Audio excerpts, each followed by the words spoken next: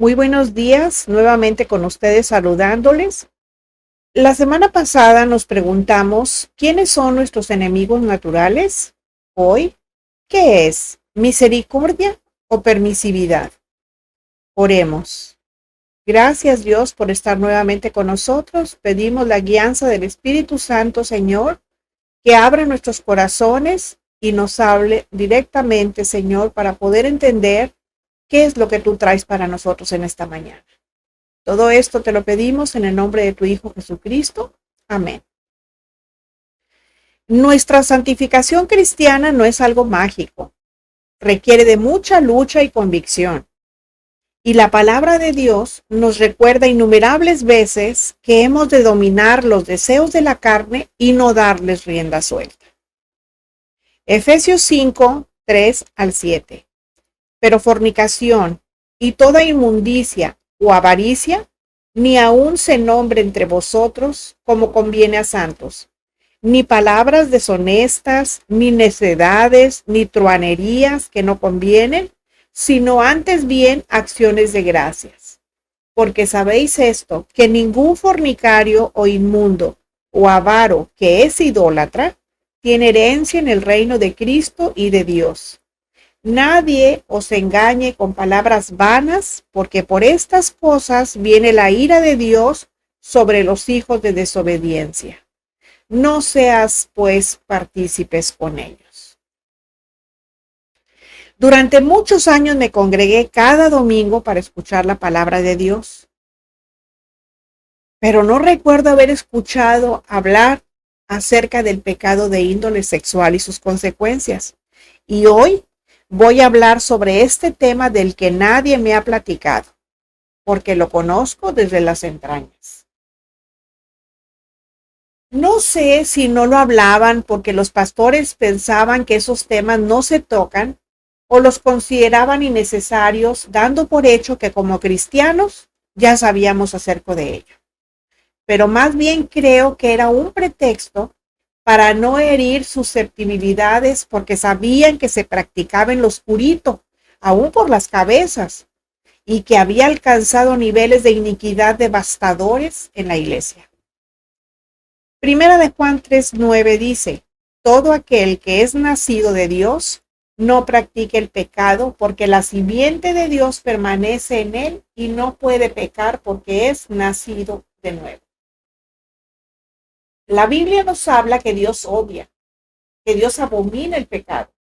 Y hoy quiero hablar del pecado de inmoralidad sexual que se practica no solo por la gente sin Dios, sino tristemente también por algunos que se dicen iglesias solo porque ocupan un lugar en la banca. No faltan a los cultos, diezman y participan en muchas actividades, pero que realmente no son parte del cuerpo de Cristo. Puede que suene muy atrevida, pero puedo asegurar que hay, si no muchos, por lo menos algunos de los que sabemos o conocemos que diciéndose cristiano, practica algún tipo de pecado sexual. En mi caso he visto jóvenes y no tan jóvenes, he visto solteros, casados y hasta ancianos que practican la inmoralidad sexual aún cuando la escritura es clarísima en este tema. Quizás se pregunten, ¿qué es la inmoralidad sexual? Pues la inmoralidad sexual es participar deliberadamente en el adulterio, fornicación, homosexualidad, lesbianismo, incesto o cualquier otra actividad sexual que sea impura, que sea inmunda o contra naturaleza. La inmoralidad sexual es renunciar y vender de manera voluntaria la pureza sexual a cualquier tipo de expresión íntima fuera de los límites de una relación matrimonial bíblicamente definida. No se nos olvide que la sexualidad es un diseño divino. Dios la diseñó y además estableció límites definiendo los parámetros para su práctica única y exclusivamente dentro del matrimonio. Primera a los Corintios 6, 19 y 20 dice, ¿o no sabéis que vuestro cuerpo es templo del Espíritu Santo que está en vosotros, el cual tienen de Dios, y que no sois vuestros? pues por precio habéis sido comprados. Por tanto, glorificad a Dios en vuestro cuerpo y en vuestro espíritu, los cuales son de Dios. La cultura moderna ha intentado redefinir la sexualidad como un derecho personal que se puede ejercer de la manera en que queramos, porque según dicen, es una elección personal, pero no es así. Dios odia la inmoralidad sexual porque es más serio que cualquier otra forma de rebelión. El pecado sexual degrada al creyente y mancilla el cuerpo que es templo del Espíritu Santo, y que la Escritura nos enseña y nos deja muy claro que es de Dios. Pues con estas y muchas evidencias bíblicas más, la pregunta es, ¿por qué tantos pastores hacen como que no ven nada cuando saben que algunos de sus ancianos de iglesia, de sus diáconos, de sus ministros de alabanza, de sus coristas o congregantes, y hasta ellos mismos los están cometiendo? ¿Por qué los consienten como miembros de sus congregaciones y aún los mantienen en cargos y en diversas responsabilidades ministeriales? Y más aún, ¿por qué la congregación que lo sabe, en lugar de solo cuchichear espaldas, no alza la voz y lo denuncia? ¿Por qué? Pues sencillo, porque ignoran que Dios ha dado a la iglesia comprometida, pero comprometida con las normas divinas, le ha dado la autoridad de disciplinar a sus miembros, incluido el pastor, cuando violan las pautas dadas por Dios. En todo esto, el problema es que confunden la misericordia con la permisividad. Y eso es algo que está ocurriendo cada vez más. Y es un caldo de cultivo para la iniquidad. Con esa actuación ilegal ante los ojos de Dios, solo se está fomentando el pecado oculto entre los que se dicen creyentes, porque no son reprendidos por la autoridad responsable de la iglesia, que también es corresponsable por no obedecer a lo que dice la palabra en Hebreos 13:7.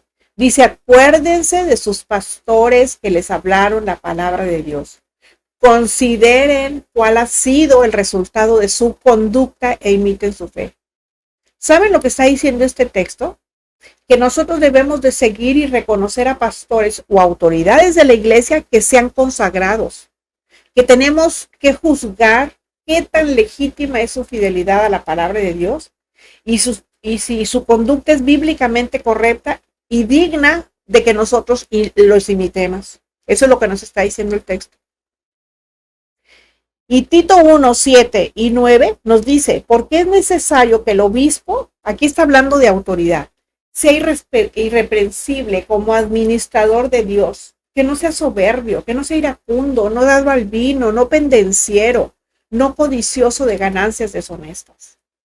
Que sea, dice el 9, retenedor de la palabra de fiel tal como ha sido enseñada, para que también pueda exhortar con sana enseñanza y convencer a los que contradicen, o sea, para que también tenga autoridad, porque si no, ¿con qué autoridad lo va a hacer?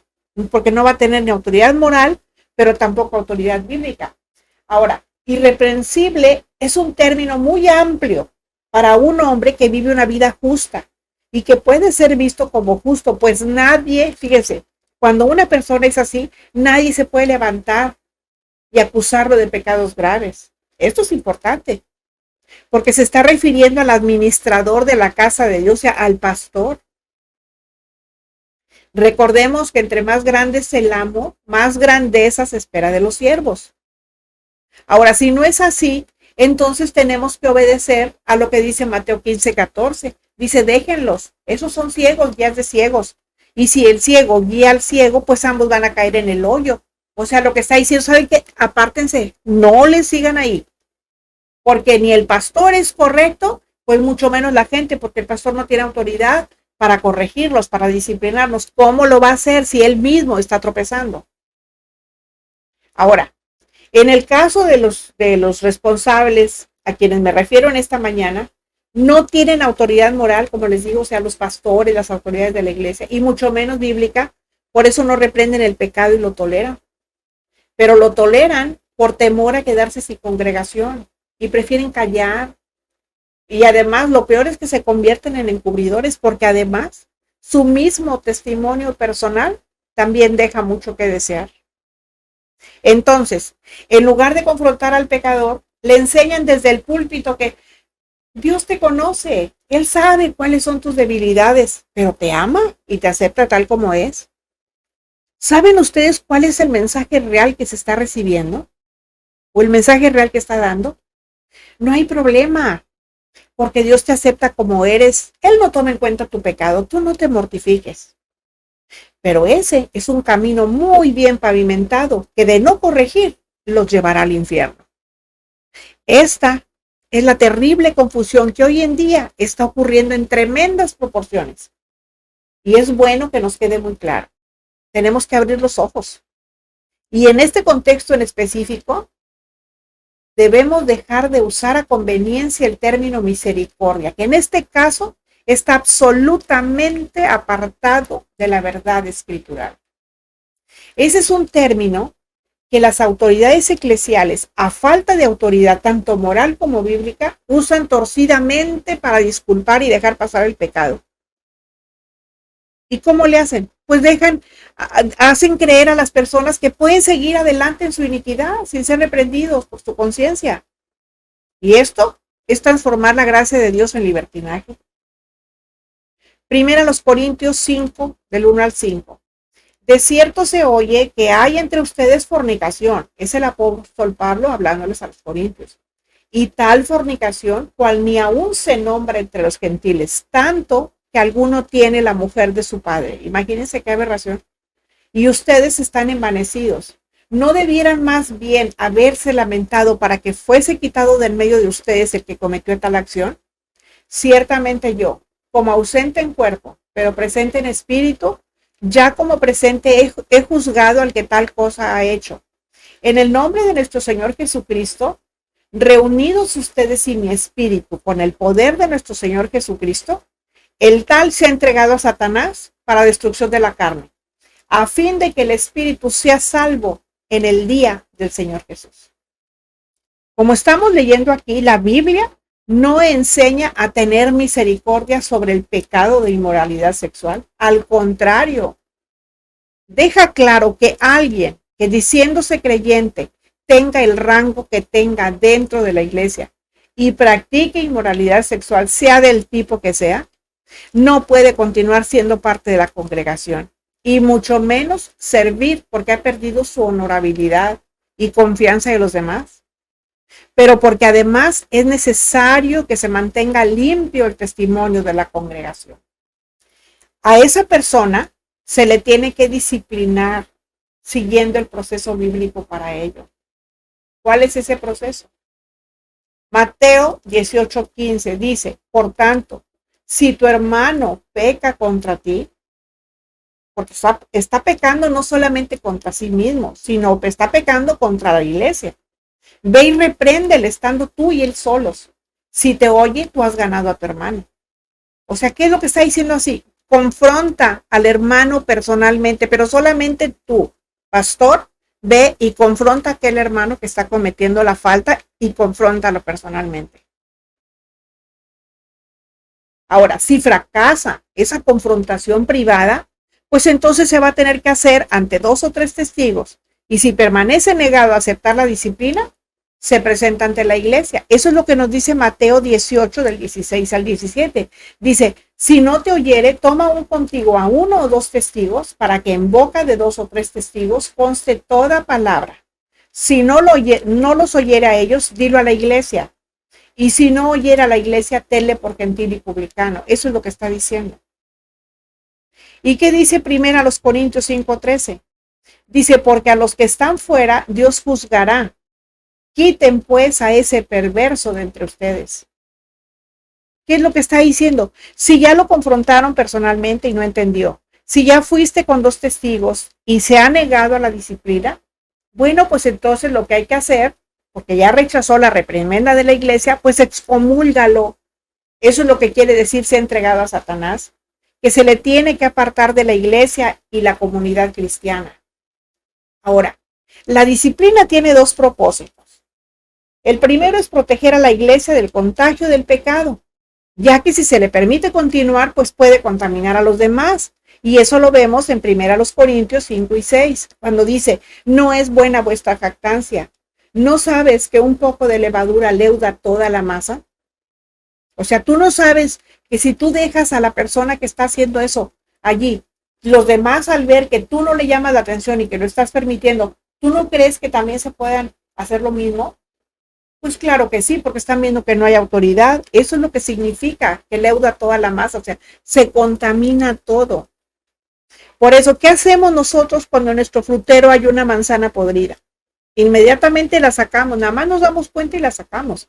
¿Por qué? Porque esa manzana podrida puede podrir a las demás. Ahora, el otro propósito, este es para que no se contamine a los demás. Y el segundo propósito es para el bien de la persona disciplinada. ¿Para qué? Pues para que la persona sea restaurada en la comunión de la iglesia. Eso nos lo enseña 2 Corintios 2, 4 y 8, que eso fue lo que sucedió con esta persona que hablamos ahorita, que estaba cometiendo el pecado de fornicación, que Pablo restauró a la iglesia. Dice, porque por la mucha tribulación y angustia del corazón, les escribí con muchas lágrimas, no para que fueran contristados, sino para que supieran cuán grande es el amor que les tengo. Pero si alguno me ha causado tristeza, no me la ha causado a mí solo, sino en cierto modo, por no exagerar, a todos ustedes. Le basta a tal persona esta reprensión hecha por muchos. Así que, al contrario, ustedes más bien deben perdonarle y consolarle para que no sea consumido de demasiada tristeza, por lo cual les ruego que confirmen el amor para con él. Pero aquí se trata de una persona que de verdad ha aceptado la disciplina, una persona que se ha arrepentido de lo que estaba haciendo. Por eso, después de haber sido disciplinado, él está siendo restaurado otra vez al seno de la iglesia. Lo están recibiendo de nuevo. ¿Por qué? Porque ese es el propósito, que se ha restaurado a la comunión con la iglesia. Juan 17, 16. No son del mundo, como tampoco yo soy del mundo. Para nuestro Dios, todo aquel que no se aparta del mal y persiste en pecar deliberadamente, pues es igual que nosotros, que aunque estemos en el mundo, no somos del mundo. El tal tampoco es miembro de la iglesia, aunque esté en ella. Él puede decir que es parte de la iglesia. Sí, yo diezmo, sí, yo participo, sí, yo voy a la iglesia. Pero no es así. Porque él se está comportando de manera diferente. Además, fíjense, el pecado de inmoralidad sexual siempre va a traer malas consecuencias. Y yo estoy segura que si quienes lo practican se detuvieran a pensar en ello, seguramente no se dejarían seducir por él. Romanos 1, del 18 al 32, es un pasaje que nos enseña que el principio para caer en la inmoralidad sexual es la idolatría. Y es idolatría porque hay otras cosas que se toman como prioritarias y como consecuencia trae la falta de comunión con Dios, la falta de oración y falta de la lectura de la palabra. No escuchan el consejo de Dios, no leen el consejo de Dios. Este pasaje de Romanos, muchos creyentes lo debieran conocer, pero al parecer lo ignoran y lo pasan por alto, porque solo piensan en satisfacer sus malos deseos, que con el tiempo les hacen caer en el pozo profundo de la oscuridad, que los lleva a la confusión hasta que no saben distinguir lo malo de lo bueno. Pero el juicio de Dios sobre la inmoralidad sexual del primer capítulo de Romanos caerá sobre todos aquellos que lo cometen si no se arrepienten. Por eso, si los pastores que debieran odiar el pecado no reprenden, no disciplinan y mucho menos restauran a quienes practican la inmoralidad sexual porque hacen lo mismo aunque dicen amar a Dios, pues debieran arrepentirse, debieran pedir perdón a Dios y odiar el pecado. Porque todo aquel que dice respetar a Dios y amar lo que es bueno y honorable, debe odiar lo que es malo, lo que es dañino, lo que es deplorable. ¿Saben qué es lo que nos define a nosotros como personas y como cristianos? tanto las cosas que amamos como las que detestamos. Y en este caso, lo que para Dios es la verdad, para nosotros también debiera ser la verdad. Y una verdad es la siguiente. Vamos a ver lo que dice Salmos 5, 4 y 5. Porque tú no eres un Dios que se complace en la maldad. El malo no habitará junto a ti. Los insensatos no estarán delante de tus ojos. Aborreces a todos los que hacen iniquidad. Es cierto que Dios nos ama, de eso no hay duda. Pero también es cierto que aborrece al pecador. Y no significa que sea Dios cruel. Lo que sucede es que como Él es justo, aborrece al pecador. Por eso no mandará al pecado al infierno, mandará al pecador. Pero no se trata de un acto de crueldad, sino de plena justicia divina. Juan 3:36 dice, el que cree en el Hijo tiene vida eterna, pero el que rehúsa creer en el Hijo no verá la vida, sino que la ira de Dios está sobre él. Este texto está confirmando el anterior, porque aquí no dice que la ira de Dios se manifiesta sobre el pecado. Dice que la ira de Dios se manifiesta sobre el pecador. Así que no hay que confundirnos. La ira de Dios por el pecador no es como el odio de nosotros que somos egoístas. Su odio es la reacción de un Dios santo y bueno en contra de los pecadores que tienen un problema legal con él, porque ese es el problema del pecador. Primera de Timoteo 1, 14 al 16. Pero la gracia de nuestro Señor fue más abundante con la fe y el amor que es en Cristo Jesús. Palabra fiel y digna de ser recibida por todos. Que Cristo Jesús vino al mundo para salvar a los pecadores, de los cuales yo soy el primero. Ahora no todo está perdido. Hay esperanza para los sexualmente inmorales. La condición o la única condición es huir de ese pecado. Porque Dios es misericordioso, sí, pero nunca permisivo.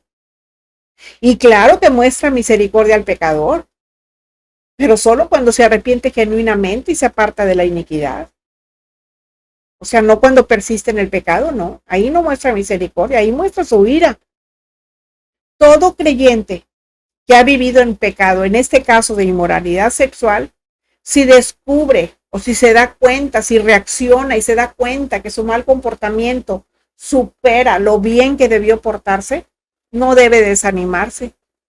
Debe confiar en el amor de Dios, porque no hay una sola persona, por muy mala que haya sido en su vida, a la que Dios le niegue su perdón, siempre y cuando se arrepienta verdaderamente. Porque el arrepentimiento genuino restaura la relación con Dios y lleva al perdón y a la paz duradera.